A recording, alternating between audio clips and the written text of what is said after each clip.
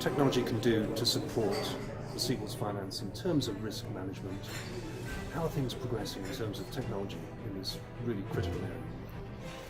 Okay, well, thank you, Michael. I think there's huge advancements in the risk management space and the way receivables are being managed. We're seeing innovation at all levels around this risk management piece.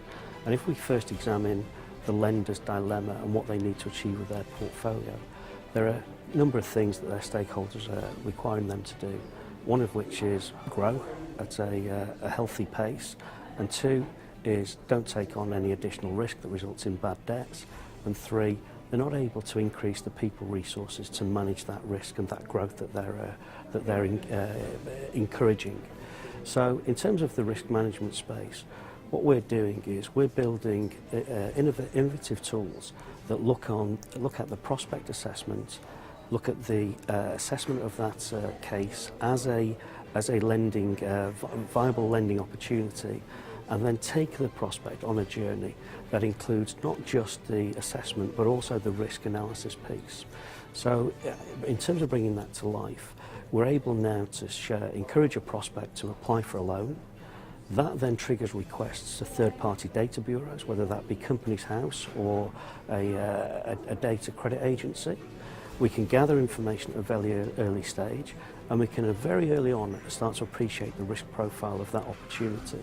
And the importance of that is that if a prospect is unsuitable for a facility, then they get an early decline, and an early decline is very powerful because it allows them to make alternative arrangements.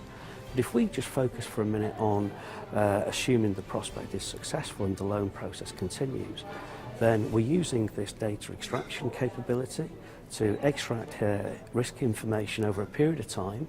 That can be both collateral and financial information, and that allows us to build very quickly a profile of that opportunity. We're then able to recreate it in risk factor, which is really important because we can take all of that information and retrofit our risk algorithms against that historical information.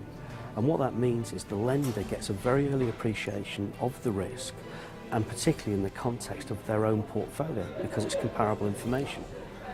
And if we look then beyond that, we can take that information, populate templates that form the basis of new business reports and client review reports, and we can also start to do some risk intelligence. And that includes the calculation of a borrowing base to identify outlying poor behaviour debtors, and from there we can even populate a survey template.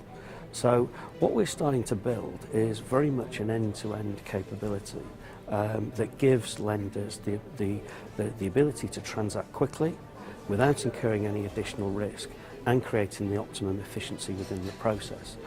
And the beauty of this is that in the context of what we're doing, we're listening to the lenders and understanding that this is what they want in risk management terms.